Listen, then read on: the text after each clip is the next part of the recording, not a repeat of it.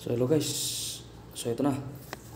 Mamaya to alas 2 ng tanghali dito sa Saudi Arabia ang laban. Mga alas 7 ng gabi sa Pilipinas. Pero dito alas 2 ng tanghali. Ngayong August 13 ang laban ng Gilas Pilipinas kontra sa Australia.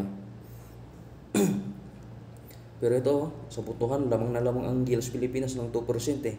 51 kumpara sa 49 ng Australia.